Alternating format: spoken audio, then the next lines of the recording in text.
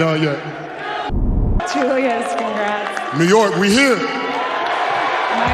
New York, we are here. Let's go, Knicks. Are they the best team that's ever played in the NBA, Jalen Rose? They got to worry about fighting off the Hawks. Let's start the show.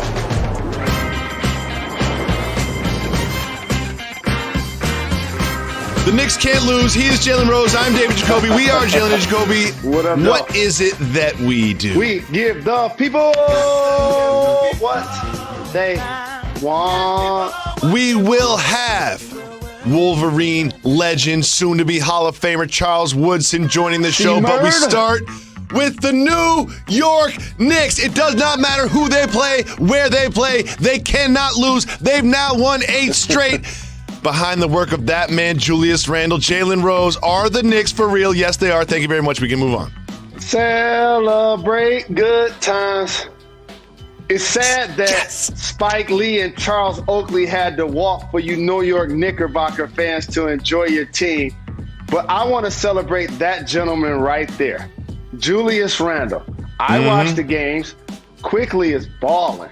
Quick release from 3. Derrick Rose has been on fire these last few games.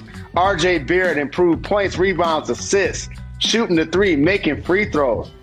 But Julius Randle, Jacoby, look at the lead. Has not only become an all-NBA caliber performer, he's going to be somebody that garners MVP votes. Oh, yeah. I got to tell you a secret. You ready for this? I'm ready. I actually got an MVP vote before. I believe it, like a number 5, because people forget. You don't just vote for the MVP. You get 5 slots to fit in. And Julius Randle's going to get some number 5s. He's going to get some, and you deserve it. In my heart, you're the MVP, Jalen Anthony Rose. But I'm glad you mentioned the other players on the Knicks as well, because Quickly, in the middle of the season, had a real rough patch. He's been playing well lately. Derrick Rose, with all the braids, he's been just a veteran leadership. This group is a really nice mix of vets that can get the job done and young players that are developing and playing at a high level. You've got Derrick Rose out there, Reggie Bullock out there, Julius Randle out there, people that are veterans in the league that know what they're doing. Then you've got Quickly, and you've got RJ Barrett and Mitchell Robinson when he's healthy. Like, this New York Knicks team is so fun to root for. I've completely forgot that there's another team across the river. I'm on the Knicks bandwagon. I'm jumping on the bandwagon. I'm all the way on it. You know I'm a die easy fan. If they were in the 12th seed, I wouldn't even be talking about the Knicks. But I might buy a jersey. I'm going to get a custom jersey with my name on the back. That's what I'm going to do. Whoa. I love this Knicks team so much. And they are now, wait for it, Trae Young twisted an ankle. I hope he's back. I hope he's back in the court soon. The Hawks have been playing well lately, but I'm sorry they're not playing as well as the New York Knicks, who have won 8 games in a row and are now the 4th seed. Imagine a hypothetical scenario in which the New York Knicks host a game 1 of a playoff series in the year 2021. Probably won't happen. They've got a much harder schedule than the other teams in the East that they're competing with. But this is something right now that I'm just going to celebrate and enjoy. New York City is on fire, and it has nothing to do with Kevin Durant, Kyrie Irving, and James Harden playing for the Brooklyn Nets. It has everything to do with RJ Barrett, Julius Randle, and Derrick Rose, and Emmanuel Quickly. Try to tell anyone that would listen, that has a pulse on New York City, the Nets are popular everywhere except New York. This is still a Knicks town. Don't get it twisted.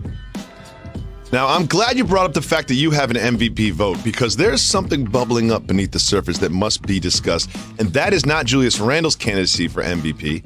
It is Steph Curry's. And he was asked about it, and let's listen to hear what Wardell Stephen Curry had to say. Are you the MVP this year? I mean, I gotta be. Okay. All right. I probably won't get it, but I mean, whatever. No, don't say that.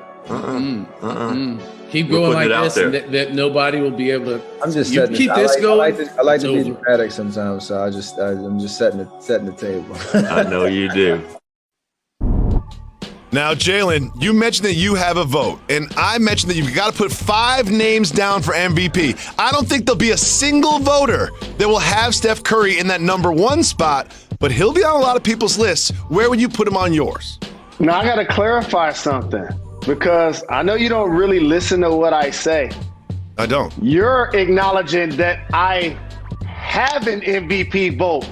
What I said prior is I received MVP No, I heard. vote. I heard. Vastly different. Someone put you in at number 5. Say, Someone put you in at number 5. That was probably in your phone. Other than injuries, I guess I'll call this the all Kawhi team. It's like he plays on a great team in the Western Conference. He has great stats, but since he misses a lot of games, like LeBron James, for example, is going to fall into that category this year. Yep. We're not going to bring him up in this category.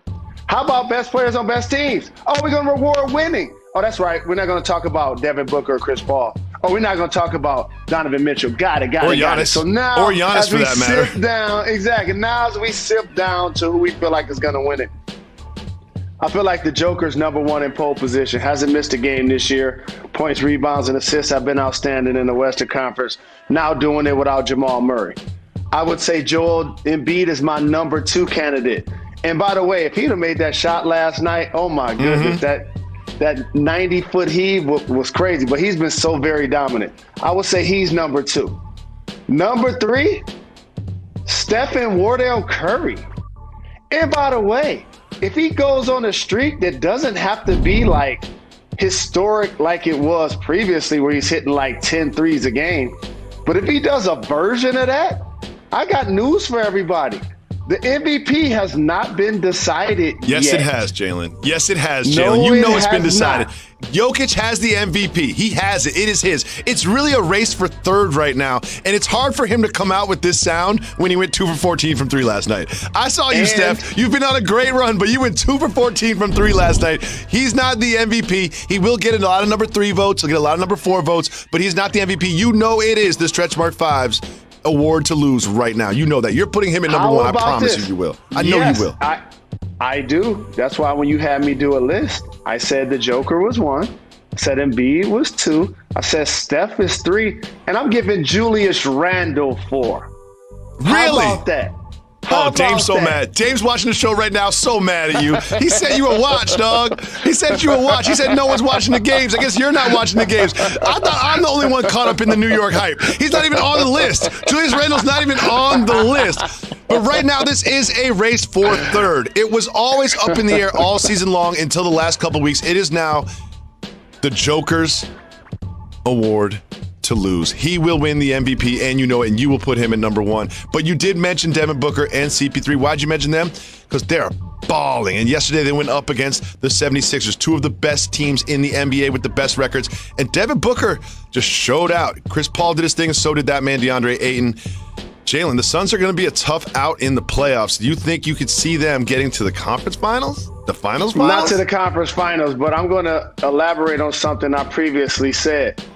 Did you say the Phoenix Suns are 1st or 2nd in the Western Conference? Yeah. Last year they were, that's right, not in the playoffs. Not in the playoffs. Right. I just want to make not in the playoffs. Got courtesy invite to the bubble. Okay, so this is my chance to celebrate JRLA supporter, the best leader in the NBA, future Hall of Famer, Chris Paul. Chris Paul, give him his flowers now. His leadership and how he's galvanized DeAndre Ayton. There are times where they featured a young fella to build up his confidence. What about Mikal Bridges, a young wing learning how to play in the game? How about taking pressure off of Devin Booker so he doesn't have to think he has to go out and score 35 and take low percentage shots every night? He's going to be playing in his first playoff. So when we start talking about the best players in the game, Chris Paul is not going to be in the MVP conversation, but he is an all-NBA point guard. Don't ever get it twisted.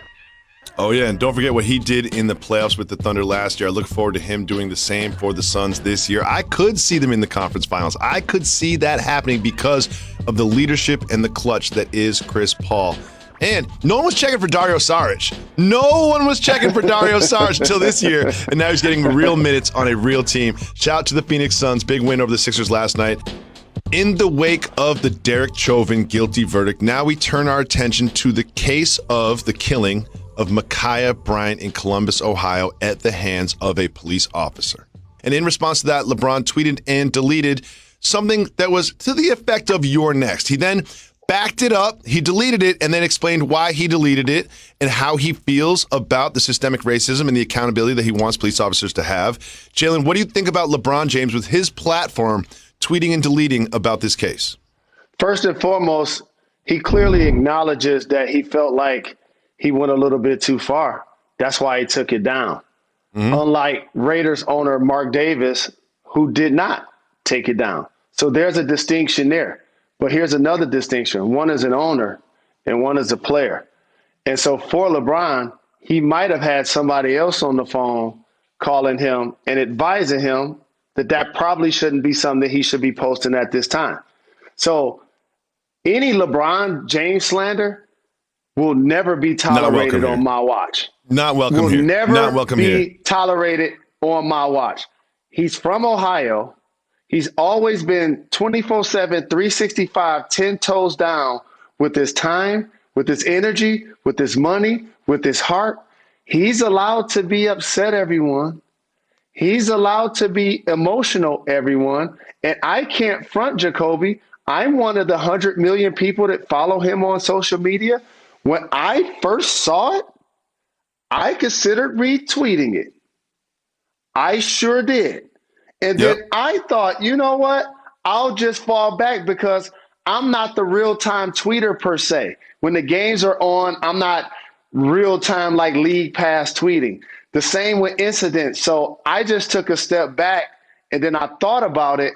And then when I saw the uproar and the follow-up tweets, it kind of made sense all the way around. A couple points about this that are important. One thing that he pointed out himself is people use his words and then twist it and turn it against him. And all he is asking for is accountability. Now, the Ma'Khia Bryant details are not as cut and dry as the George Floyd details in terms of police action, but it is worth mentioning. Just last week, the Columbus Police Department shot and killed a man in an emergency room who did have a gun. And next week, the same police department, a police officer from there, will be on trial for murder of a gentleman who just had a cell phone in his hand.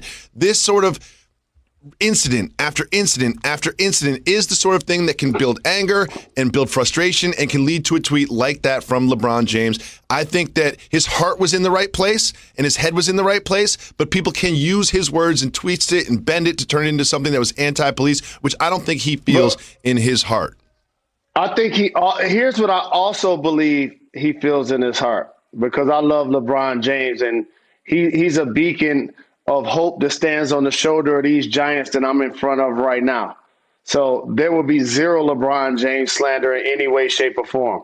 Here's what I will say, Jacoby. I also think that he realized that instead of talking about the actual incident, we're talking about the tweet. Exactly. That's probably why he also took it down. Let's keep the focus on the actual incident.